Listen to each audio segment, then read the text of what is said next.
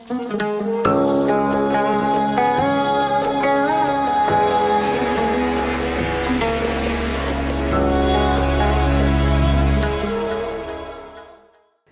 נולדתי באיראן. כן.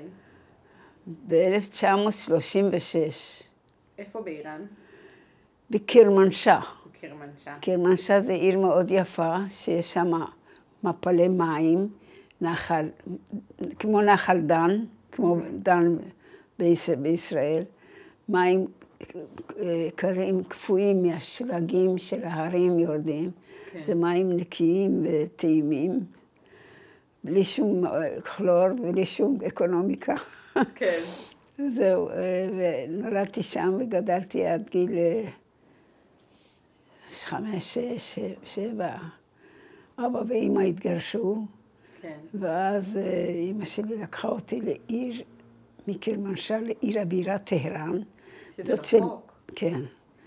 בדרך היינו תמיד עם חמורים וסוסים, על סוסים וחמורים. לא היו מכוניות ולא מוניות. זה היה חמורים וסוסים, ועברנו מהעיר קרמנשאה לטהרן. וזה בדרך, את מגיעה למקום שקוראים, למקום איפה שאסתר ומרדכי המדן. העיר הזאת. המדן? הבעל שלי נולד שם. כן. אני נולדתי בקרמנשאה, והבעל שלי נולד בהמדן. כן. המדן זה עיר של אסתר ומרדכי. אמא שלי אמרה, בהזדמנות זאת שאנחנו נמצאים פה, נלך לאסתר ומרדכי לבקר. ספרי לנו איך זה נראה. קודם כל, אמרו לנו שצריך לכסות את הפנים, את הגוף, את הראש. אז לבשנו צ'אדור. צ'אדור זה, את יודעת מה זה? צ'אדור. כן, אבל תספרי לנו. זה בגד שמכסה את כל הגוף. אפשר לכסות גם את הפנים, ורק רואים את העיניים. כן. ואז נכנסנו עם הצ'אדור הזה לתוך קבר של אסתר ומרדכי. קודם כל, הקבר נראה במקום מאוד נמוך. את צריכה לרדת מדרגות ולהשתחוות. והכניסה כל כך נמוכה, שזה מכריח אותך להתכופף ולהשתחוות. כן. ואז נכנסנו לקבר, ואמא שלי התפללה, והיא דיברה פרסית, העברית לא כל כך ידעה, אז התפללה בשפה שלה, ואני ילדה קטנה, בת 6, 7, ולא הבנתי הכל, מה עשיתי מה שהיא אמרה. וגם אני נשקתי את הקבר וזה, והתכופפנו ויצאנו בחזרה. הייתם בעוד קבר שם בהמדן? קבר עתיק? או במקום אחר? קבר, שכחתי כבר. נניח סרח בת אשר, יצא לכם להגיע? איפה? לקבר סרח בת אשר? איפה זה? לא יודע, לא מכירה את זה. לא מכירה. אז הייתם בקבר מרדכי ואסתר? אסתר ומרדכי. ושם יש נחל ויש מקום מאוד מאוד יפה. ויש הר, ויש בסביבה הר שסיפור הפרסית, רומאו ויולה הפרסית מסופר עליו בהר הזה. כן. שהאיש היה חוצב הרים, הוא התאהב בבחורה, ובגלל שהוא לא הגיע לבחורה, נתן עם הפטיש על הראש שלו והתאבד. וואו. זה הרומאו ויוליה הפרסית. שם קוראים לזה שירין ופרהד. שירין זאת הבחורה, פרהד זה הגבר. זה הגבר. ואיך קראו לאמא? אמא שלי מלכה. מלכה? בפרסית קוראים מלק, ובעברית מלכה. מלכה חג'יזאדה זה אמא שלי. חג'יזאדה. חג'יזאדה. חוואג'ה זה ראש הכפר. חג'יזאדה זה בן הכפר, בן ראש הכפר. זה השם המשפחה של המשפחה של אמא. לפני הנישואין. כן. היו לך עוד אחים? אבא שלי התחתן 3 פעמים. אני בת יחידה מאשתו הראשונה, כן. ואח ואחות מאשתו השנייה, ואחות מאשתו השלישית. ואת פגשת את אבא עוד אחר כך? היית נוסעת כולם. לקרמנשאה? אני לא, הם באו לארץ. אני הייתי חלוצה. כן. אני החלטתי לעלות לארץ בגיל 12. וואו. עליתי לארץ מאוד מאוד צעירה בלבד, עם קבוצה של צעירים. בלילה שכבנו על קברים של בית הקברות באיראן, בסתר בטהרן, ובסתר הביאו אותנו. עם איזה תנועה? החלוץ. החלוץ. כן. הייתם נפגשים בבית הקברות? נפגשים שמה, ואוספים אותנו, ומכניסים אותנו לאוטו, ובסתר, זה הכל בסתר שהמוסלמים לא ירגישו. המלך אישר, אבל המוסלמים היו נגד. אז מה שאמר המלך אנחנו עשינו. בסתר, באמצע הלילה על בית הקברות, הייתי לבושה מאוד יפה, ואז מרוב ששמו אותי על יד הקברים, על הקברים שם, כל הבגד שלי התמלא אבק, ואמרתי, איזה צורה יש לזה עכשיו, לנסוע ככה לישראל. כן. וככה שמו אותנו במטוס, באנו במטוס אל על לישראל. אז זהו, תכף תספרי לנו על העלייה, אבל עוד לפני זה, לאמא קראו מלכה, לאבא קראו? מרדכי. כן. בעברית מרדכי. אבא, במה הוא עבד? אבא שלי היה רוכל בדרכים, איך אומרים? רוכל בדרכים. היה נוסע בדרכים. ושהוא מגיע לאיזושהי עיר, וזה קונה משם כל מיני חומרים, סכין גילוח, וכל מיני דברים, מסרק, כל מה שצריך, בן אדם צריך, היה לוקח, ואפשר לשאת את זה על הגוף, לא דברים כבדים, לא רהיטים ודברים כאלה, רק דברים של לכל צריך, מסרק וכל מיני דברים כאלה, והיה רוכל בדרכים. כשהיה רוצה להגיע לעיר שלנו מעיר אחרת, אז בדרך היו שודדי דרכים, היו גונבים לו ומרביצים לו, והיו גם הורגים אנשים, את האח שלו ככה הרגו. וככה היו מובילים כל מיני דברים ומוכרים בדרך, או במאים העיר, אבל מוכרים בעיר. כן. ככה זה היה לפני הרבה שנים. איך הם התחתנו? איך הם הכירו אבא ואמא? אבא ואמא, איך הם התחתנו? זה אל תשאלי אותי. לא יודעת. אני יודעת שהולכים, איך אומרים, עושים אירוסים וכל זה. ושואלים ונדודים למי יש בת, אז הולכים ורואים את הבת. כן. אני לא יודעת איך... לא יודעת איך הם הכירו. ולמה הם התגרשו, את יודעת? אבא שלי היה אישיות שהיה אוהב לשחק קלפים. הוא היה משחק קלפים, מפסיד הרבה. כשהיה מפסיד היה שותה הרבה יין, והוא היה משתכר, חוזר הביתה דופק בדלת, עד שהיא יורדת מהמדרגות ובאה לפתוח לו את הדלת, היה לוקח זמן. אז הוא היה כועס למה זה לקח הרבה זמן, היה מרביץ לה ושובר לה את היד, את הרגל. ואני ילדה קטנה רצה להביא רופא לאמא שלי. זה מה שאני זוכרת מהילדות שלי, הייתה לי ילדות קשה. אז אמא שלי החליטה באמצע הלילה, אנחנו בורחים. היא לקחה אותי וברחנו מעיר קרמנשah לטהרן. זה כמה את עוברת את המדען, עיר של אסתר ומרדכי, את עוברת עוד כמה ערים עד שמגיעה לעיר הבירה. זה כבר אמצע המדינה. רחוק מאוד. רחוק מאוד. אז הלכנו בסוסים, בחמורים וברגל, עד שהגענו לשם. הגענו לבית של דוד שלי ונשארתי שם. אז הוא שלח אותי לחייט. אז לא היה מוכן הכל. כן. חייט, לתפור לי בגדים, על הבגדים היינו לובשים חלוק של בית ספר. ושלח אותי נעליים, גרביים, הכל הוא קנה לי, ושלח אותי לבית ספר. זה אח שלי? כן, והיו לו רק בנים, ואני בת יחידה, אז פינק אותי מאוד. אני כאילו בת יחידה שלו. ובאיזה בית ספר למדת? למדתי בבית ספר אליאנס, שמלמדים צרפתית. כן. שם למדתי, בגלל זה אני מדברת צרפתית. ואנגלית למדתי פה בארץ אחר כך. רציתי לדעת שפה נוספת.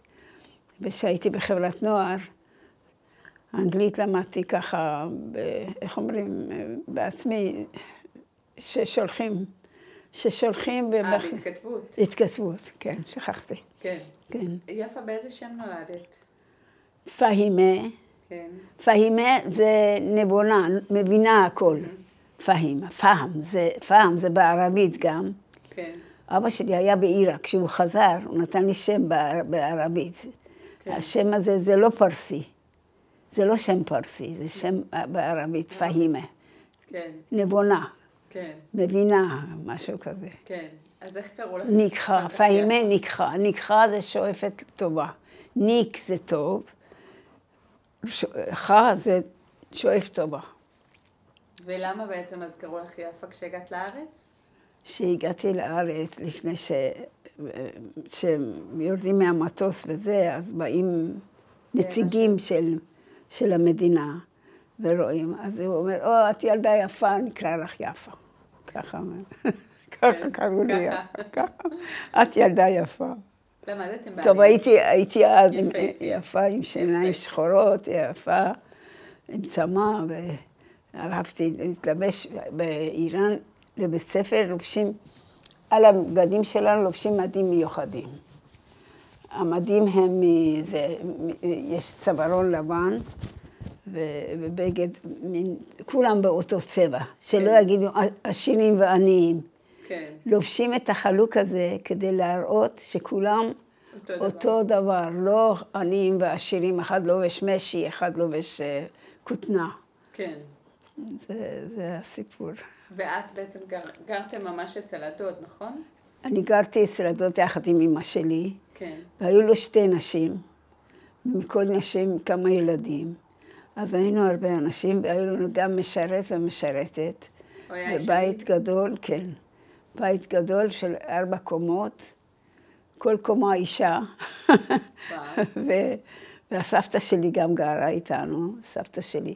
זאת המטפחת, את רואה מתחת לכובע, זה מטפחת של סבתא שלי. וואו. הסיפור של סבתא שלי זה שפעם אחת הלכה ברחוב, והיה מטפחת משי, אז היה חלק, זה נפל לה. אז האיש אומר לה, גברת, המטפחת שלך נפל, היא אומרת, זה לא שלי, זה לא שלי. והיא לא לקחה את זה והלכה. באה הביתה, אומרים לה, איפה המטפחת, סבתא? היא אומרת, האיש אמר שזה שלי, אני אמרתי, זה לא שלי. אז זה המטפחת הזאת. הוא הביא את זה אליה הביתה, אמר, זה שלך, זה כן שלך. איך קראו לסבתא? גורג'י. גורג'י. סבתא גורג'י. והיא הייתה מלמדת אותך חוכמות עתיקות? הייתה מאוד חכמה, הייתה מאוד חכמה. מה לימדה אותך סבתא? מה לימדה אותי סבתא? סבתא שלי הייתה, בלילה שהיינו הולכים לישון, הייתה מספרת לנו סיפור. אומרת לו, עד שאתה לא עייף, לא נרדם, צריך להיות עייף. אני מספרת סיפור שתתעייף ממני ותירד. היא הייתה מאוד חמודה ובדרנית. כן. קטנה, רזה, אבל עולה את כל המדרגות, הולכת למעיין, מביאה מים בכד. והיא הייתה מאוד מאוד חרוצה, וחכמה, וחכמה. כן.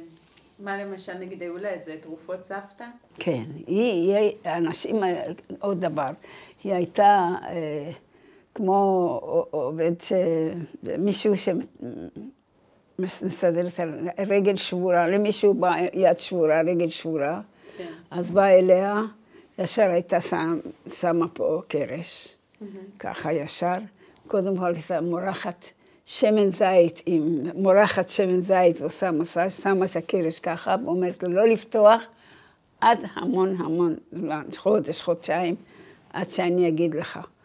וככה היה, השבר היה מתאחה. מה עוד היא הייתה עושה? מה עוד? היא הייתה מבשלת ריבות טעימות. כל עונה היה משהו, היה עונה של שזיפים, עונה של תפוחים. אז תמיד היו כותבים את הפרי וגם עושים מזה ריבה לחורף. כן. בחורף תמיד היה לנו מה לאכול, עם כל העבודות שלה. כן. היא הייתה מאוד מאוד חכמה, מאוד, דוד שלי היו לו 2 נשים, מכל אישה היו לו כמה ילדים, אז התינוקות, היא הייתה קושרת אותם ככה על הגב, הייתה קושרת עם כמו חיתול כזה גדול, בד, שמה אותם, ובינתיים היא עולה בכל המדרגות ויורדת, הם היו נרדמים, מכל הנדנודים האלה, כן. היו נרדמים, התינוקות היו נרדמים להם. כן. כיף להם, היה כיף להם אצל הסבתא על הגב. היה לו גם דברים נגד עין הרע? היה דבר כזה אצלכם? היה משהו, אבל לא הרבה האמינו בזה. היה.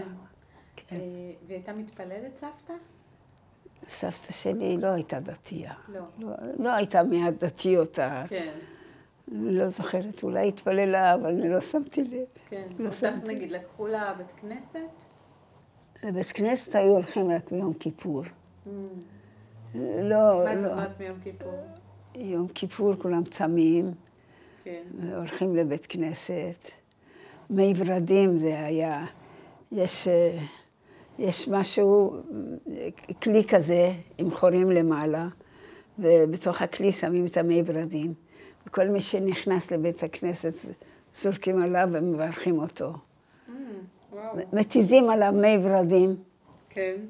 ולא פשוט, איפה זה נמצא? צריך להיות שם בארונות האלה, צריך להיות הכלי הזה, שיש לו למעלה חורים. כן. יש לו פייה, בפייה יש מין מסננת מחורים, ושמים את המי ברדים ומתיזים. כשאת נכנסת, ברוך הבא, אומרים לך, ברוך הבא, ברוך הבא. ביום כיפור. כן.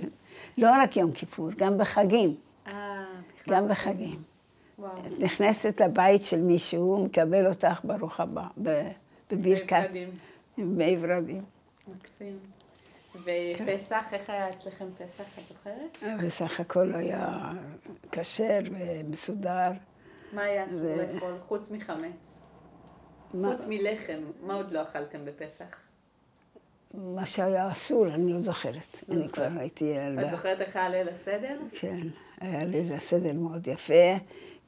הילדים היו יוצאים החוצה, והיו כמו שק כזה על הגב, ודופקים בדלת, מי שם? בפרסית אומרים, קיה, מי שם? אז הוא אומר, אני באתי ממצרים, אני ממצרים, וכל הסיפור, זה היה מאוד נחמד. ואתם נכנסים עם נכנסים עם שק כזה ממש על הגב, כמו שאז. אומרים, אני באתי ממצרים, מחפש זה, לימדו אותנו מה להגיד. כן, כן. אני כבר לא זוכרת. היית עושה עם הבני דודים. עם בני דודים. כן. אני הייתי בת יחידה, הם כולם היו בנים. כן. היו לו שתי נשים, כל אישה ילדה בנים. ואני בת יחידה מאמא שלי, אז הייתי כולה מפונקת, ולי הכל הכי טוב. תמיד את הבגדים הכי טובים, נעליים, הכל הכי טוב. אני ראשונה בכל דבר. אמא עבדה? אמא שלי ארגה שטיחים. עכשיו לא רואים אותם, אין על הרצפה כלום. כן. אמא שלי הייתה הורגת שטיחים פרסיים. וואו. ואבא שלי היה הולך, משחק קלפים, מפסיד את השטיחים. כל השטיחים. אז לילה אחד אמא שלי אמרה, מספיק לחיות ככה, אנחנו הולכים. כן. בורחים מהבית. כן. וואו. אני ואמא ברחנו. את יודעת מה זה צ'דור? זה הבגד הזה שהמוסלמים שמים, כדי שלא יכירו אותנו. לכל אחד צ'דור, וברחנו, הלכנו מעיר לעיר. קרמנשה זה מקום, אחר כך המדן, קום, המדן זה עיר של אסתר ומרדכי, ואחר כך קום, ואחר כך טהרן, עיר הבירה, כן. ומטהרן עלינו לארץ. אני עליתי לבד, אמא שלי, אני עליתי בתור חלוצה. כן. היו חלוצים, לא מעלים את הזקנים, רק צעירים בני 12-13.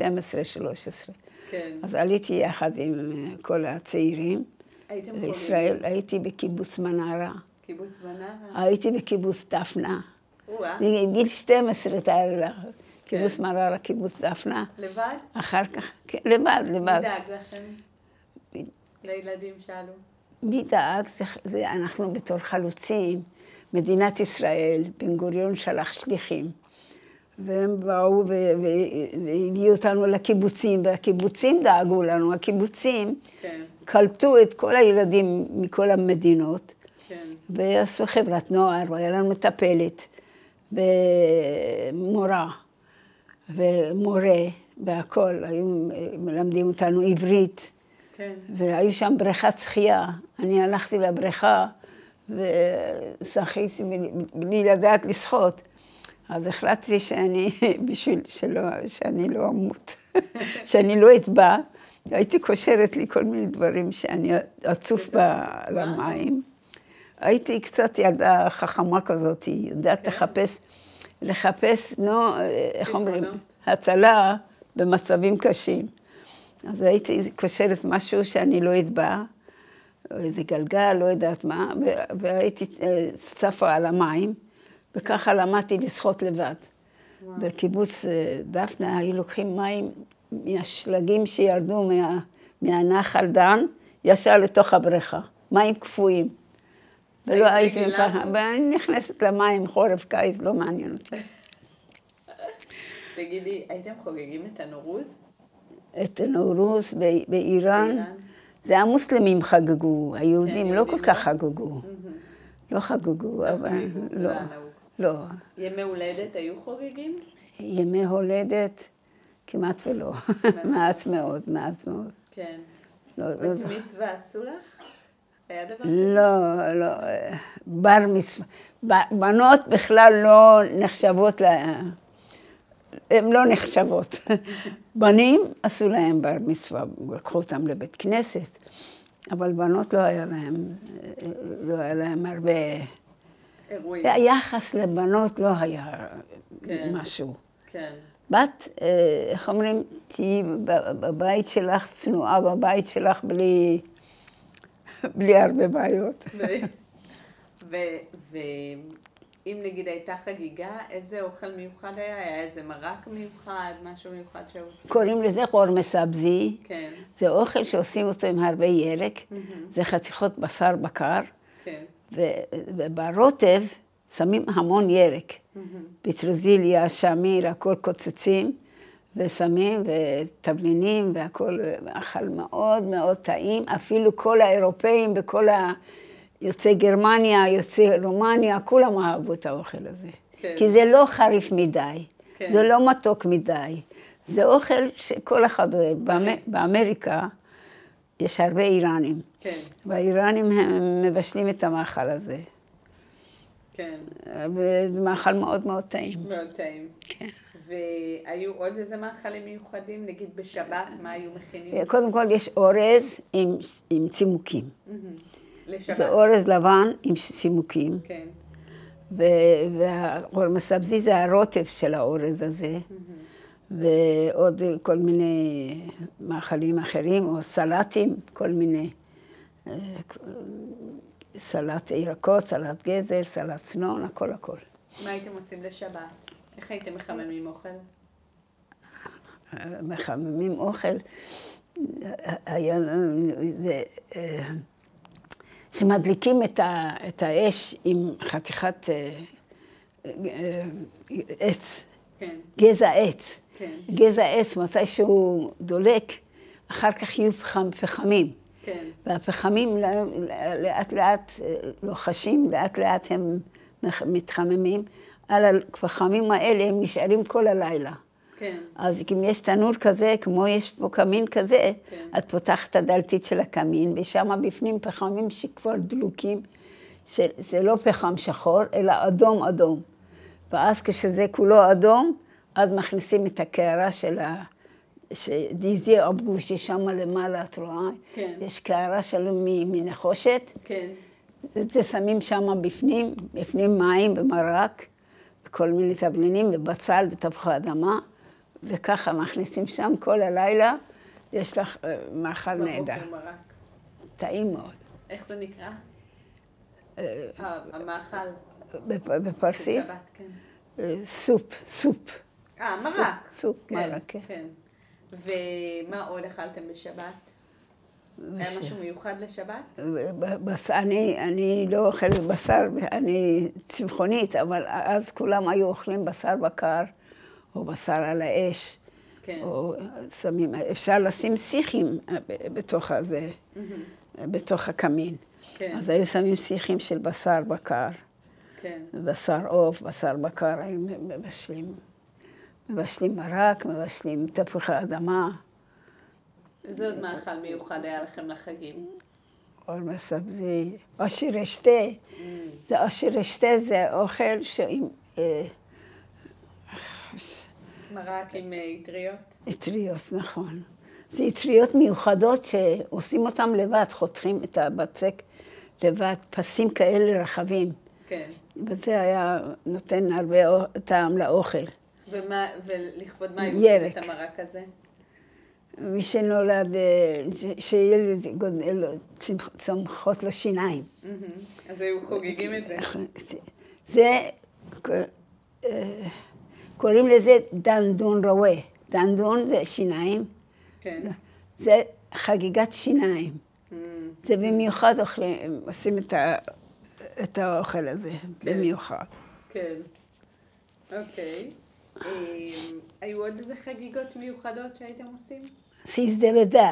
מה זה? סיסדבדר 13, סיסדבדר זה אומר 13 החוצה, התרגום של המילה, אבל ב-13 לחודש זה היה זמן שהחיטה צומחת ויש ירק המון בשדה, אז הולכים לשדה, כותבים חבילה של חיטה, ואת החיטה הזאת שמים בתוך המדורה, וזה מאוד טעים לאכול את זה אחר כך. כמו חיטה כלויה? חיטה צלויה, כן. צלויה. לסיסדבדר זה 13, לצאת החוצה לשדה. זה מפורסם גם אצל המוסלמים. כן. זה לא רק של יהודים. כן. של יהודים היה להם חגים שלהם, אבל של המוסלמים גם אנחנו היינו חוגגים. איך היה הקשר עם השכנים המוסלמים? מאוד טוב, מאוד טוב, כמו האחים והאחיות, הכל בסדר. כן. באים, אוכלים, אנחנו לא אכלנו את האוכל שלהם, אבל הם אכלו את האוכל שלנו. הם באו לאכול אצלכם? באו אצלנו. כן. והיה לנו משרתת גם מוסלמית. כן. ומשרת מוסלמי, לדוד שלי היה. וכשעמדת לעלות, גילית למישהו מהחברים המוסלמים? לאן את נוסעת? לא היה לנו, רק העוזר, המטפל והעוזר של דוד שלי ידע מזה, וזה לא הפריע לו. לא הפריע לו? לא, היה יחסים כל כך טובים, כמו משפחה, שזה לא הפריע למישהו מי נוסע לחוץ. בדרך כלל כל בני דודים שלי נסעו לאמריקה. הם עכשיו גם באמריקה, רופאי שיניים, רופאי עיניים, כולם שמה. אני אמרתי, אני חלוצה, אני לא נוסעת, לא לצרפת, בגלל שלמדתי צרפתית, הוא אמר, אני אשלח אותך לפריז, תלמדי רפואה. אמרתי, אני חלוצה, אני צריכה להיות בישראל, לבנות את מדינת ישראל. וואו. אז הוא אמר, איפה שאת רוצה, תסעי. איפה שמעת על זה פעם ראשונה? אנחנו היינו בתנועת החלוץ. איך הגעת לתנועת החלוץ? הייתה תנועת החלוץ שבאו שליחים מישראל, בתוך הבית ספר. הם באו לבית ספר. והיה להם בית ספר אליאנס. המנהלת גרה בתוך הבית ספר. היה חצר בבית ספר. והיא גרה בקומה שנייה בבית ספר. היה לה קוטג' כזה. והיא, בגלל שהייתה צרפתייה, לא היה אכפת לה שאנחנו יהודים ורוצים לעלות לארץ. אז אני אמרתי שאני רוצה לעלות לישראל. אני יהודייה. ואני רוצה לעלות לישראל. מה אמא אמרה על זה? אז אמא שלי אמרה, אמא שלי בכתה, והדוד שלי אמר, אני אשלח אותך לצרפת, בגלל שלמדת צרפתית, היא רופאת עיניים, רופאת שיניים, מה שאת רוצה, רופאה כללית. אמרתי, אני חלוצה, אני צריכה, בן גוריון אמר לבוא לישראל, לבנות את מדינת ישראל, אני צריכה ללכת למדינת ישראל. כשבאתי לכאן, ישר שלחו אותי לקיבוץ מנרה. אני במנרה ילדה קטנה, וכולם היו גדולים ממני בהרבה, ושלחו אותם למטה, ירדו למטה, אבל למעלה אין שטחים חקלאיים. למטה ירדו מההרים, והגיעו לשדה לעבוד, אז אמרו, היא צעירה מדי, החזירו אותי בחזרה לשער עלייה. הייתי במנרה פעמיים. כמה פעמים הייתי באותו קיבוץ. ובשער עלייה סידרו אותי שאני אלך לדפנה. ובדפנה היו ילדים בגיל שלי, גם מפרס? בנים ובנות, מעיראק ומפרס, מאיראן. את יודעת, לא קראו לזה פרס. אנחנו לא, פרס זה שם עתיק מלפני אלפי שנים. ואנחנו איראן. אז אנחנו היינו מאיראן ואלה היו מעיראק. כן. אז אלה דיברו ערבית ואנחנו דיברנו פרסית ועברית בקושי ידענו. אז בין הילדים קצת ככה, בלילה היו עושים כל מיני בעיות. והבנות היו סוגרות את הדלת בכל מיני מכשירים כדי שהבנים לא יפתחו. וואו. למה מישהו ישמור עליכם? לא היה מי שישמור? לא, שמירה, בלילה שמירה לא היה. המדריך הולך לישון. המדריכה הולכת לישון, והבנים משתוללים, באים להפריע לבנות. אז אנחנו מצאנו כל מיני פטנטים לדלת, כדי שהם יבואו, יקבלו קביעה או משהו כזה, שלא יפתחו את הדלת. פחדנו שהם יבואו לאנוס אותנו, אנחנו פחדנו. אז היינו מחפשות כל מיני פטנטים, איך לסגור את המנעול. לא היה לנו מנעול, לא נתנו לנו מנעול מהקיבוץ. אז היינו עושים כל מיני פטנטים שיקבלו קביעה ביד או משהו כזה, לא יפתחו את הדלת. בנים לא יפריעו לנו. ובקיבוץ למדת עברית?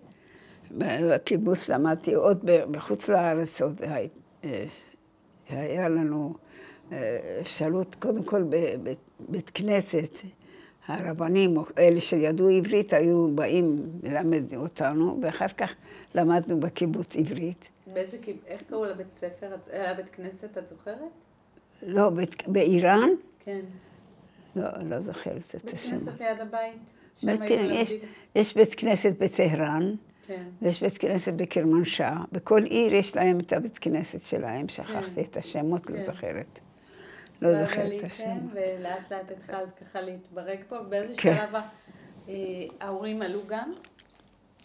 אבא ואמא שלי נפרדו, אבא שלי התחתן. עלו בנפרד? כן, אמא שלי עלתה באופן, אנחנו באנו בלתי לגליים. כן.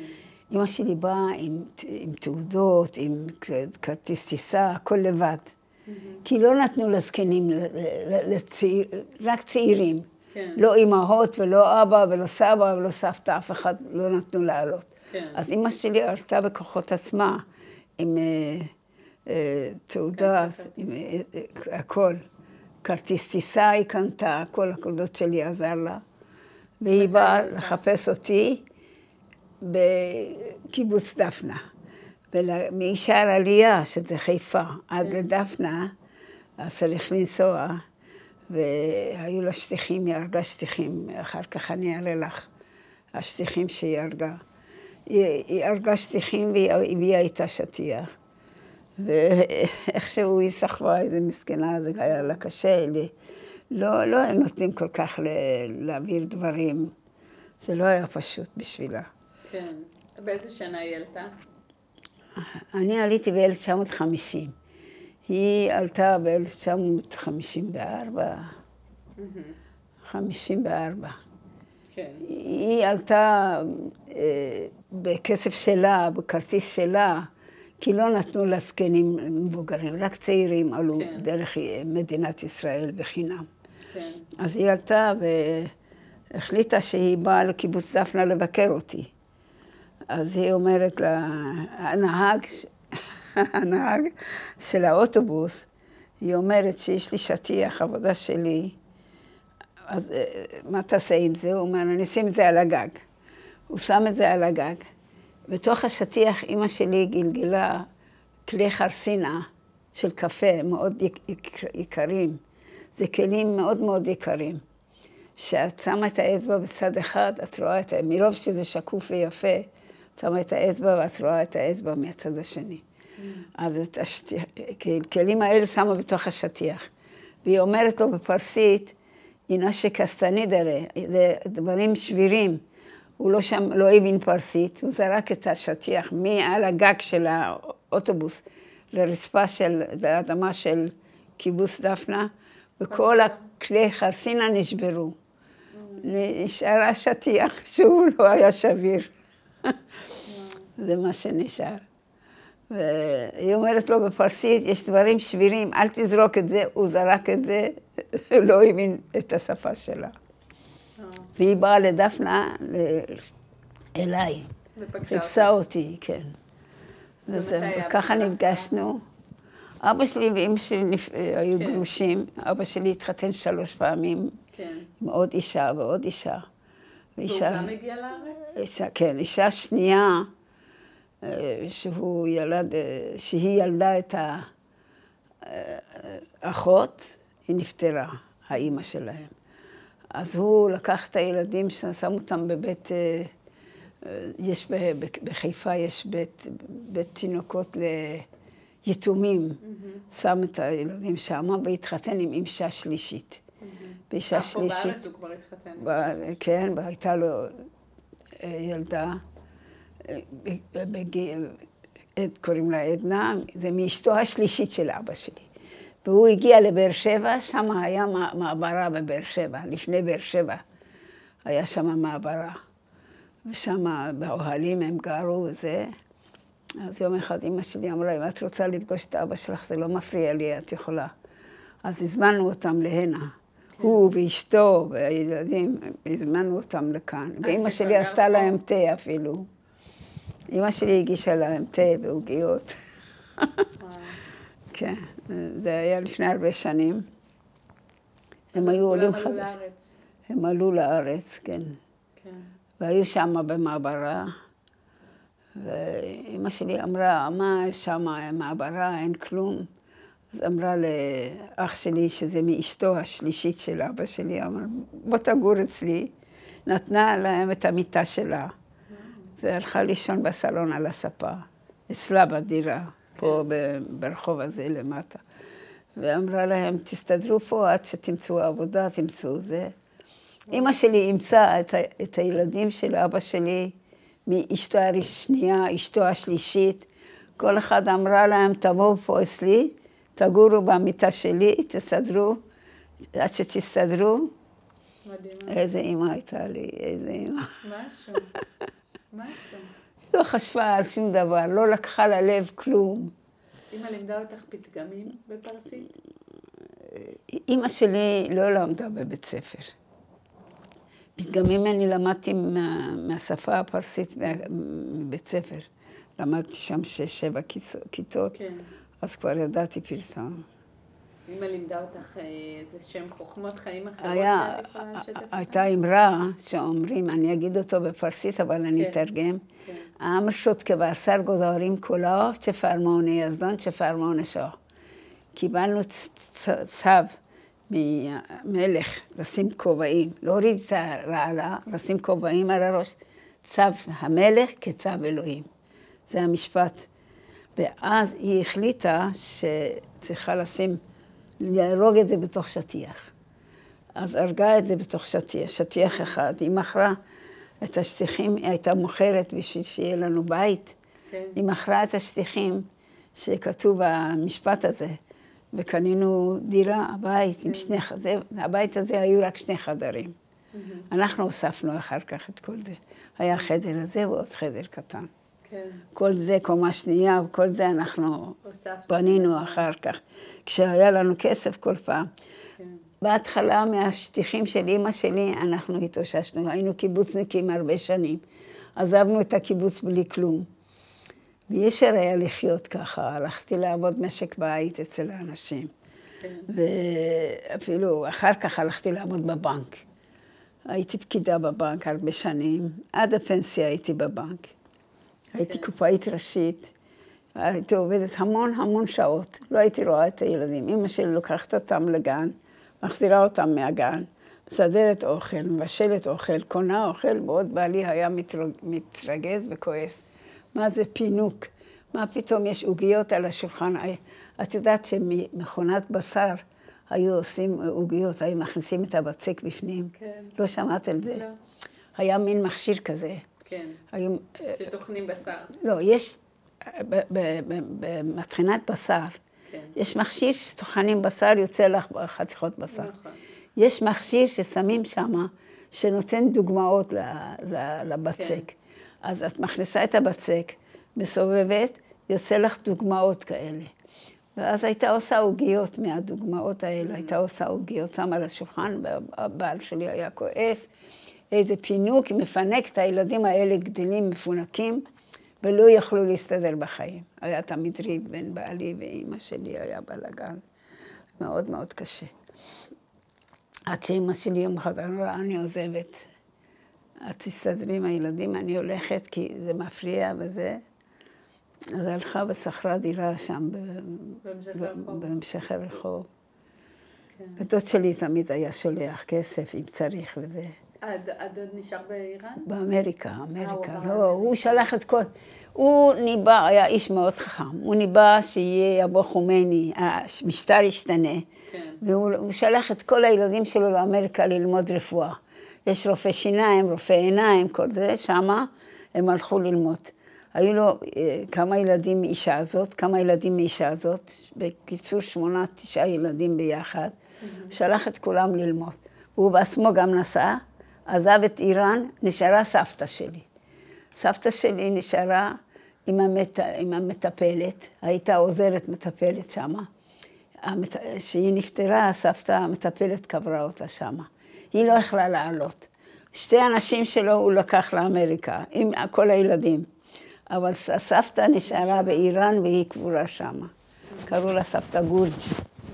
היא הייתה רופאה צבעונית כזאת. כל מי שהיה שובר יד, רגל, היה בא והייתה שמה לו קרש, מורחת לו שמן, עושה לו מסע, שמה לו קרש, אומר לא לפתוח את זה הרבה זמן עד שזה יהיה בסדר. כן, ונגיד אם למישהו היה כאב ראש או כאב בטן? לא, זה לא. היא הייתה רק רופאה אורתופדית, אפשר להגיד. לשברים. רק לשברים, באמת. כן. רק לשברים. למי שהיה שובר משהו, הייתה מטפלת בו. אם נגיד היית מתעוררת מחלום רע, היה משהו שהייתה אומרת לך? לא זוכרת, אני לא זוכרת, יכול להיות. כן, היא הייתה מאוד מאוד אישה, מרגיעה כזאת. הכינה אותך לחיים? הרגשת שהיא הכינה אותך לחיים? מה? היא הכינה אותך לחיים? הכינה אותי לחיים, סיפרה לי סיפור על המטפחת הזאת. כן. המטפחת שתלויה מתחת לכובע פה. כן. פה. היא שמה אותו, בגלל שזה משי, זה מחליק ונופל. כן. אז כל פעם זה היה נופל, ואנשים היו אומרים, גברת, מטפחת שלך. היא אומרת, זה לא שלי, זה לא שלי. באה הביתה, היא אומרת, האיש אמר שזה שלך. אני אמרתי, זה לא שלי. כן. ככה היא הייתה מספרת לנו סיפורים. וסבא? סבא גם היה... סבא נפטר מאוד מוקדם, שאני לא הכרתי את סבא שלי. לא הכרת אותו. כן. כשאני הייתי קטנה, אולי בת 2, משהו כזה, הסבא נפטר, לא ראיתי אותו אפילו. סבא אליעזר, קראו לו. והיא גידלה לבד את האמא שלי ואת דוד שלי. היא גידלה לבד, היה מאוד קשה. ולא היה לה משרה או עבודה או משהו.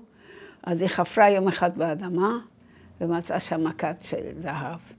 ושם היה מלא דברים, מטבעות זהב. וכל פעם עם מטבע זהב אחד הלכה למכולת, קנתה לחם וזה ודברים, והביאה וככה גידלה את הדוד שלי ואת אחותו, את אמא שלי. ואת סבא וסבתא מצד אבא הכרת? לא, גם הם נפטרו, לא הכרתי מצד אבא. הם היו יותר מכורדיסטן, מההרים. זאת הייתה מקרמנשה, קרמנשה זה יותר העיר מודרנית. בהרים זה הכורדים שחיים עם כבשים ועם פרות ואנאלפביתים, לא על בית ספר, לא בית ספר ולא אוניברסיטה, אבל בקרמנשה כן היה בית ספר. אני כן הלכתי לבית ספר. כן.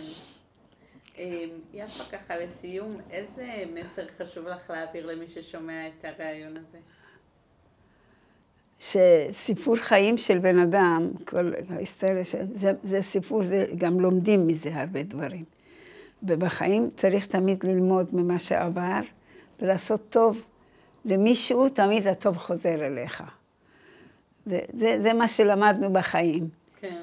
ואיפה שהייתי, מישהו עשה לי טובה, אמרתי, יום אחד אתה תקבל בחזרה את הטובה הזאת שעשית לי. כן. שאני הייתי בצרה, למשל, ומישהו עזר לי, פחדנו מהערבים, מהמוסלמים, שלא יבואו בלילה ולא יחטפו, יהרגו. כן. ותמיד אהבנו שמישהו שומר עלינו. גם אלוהים שומר עלינו. ככה חשבנו תמיד. כן.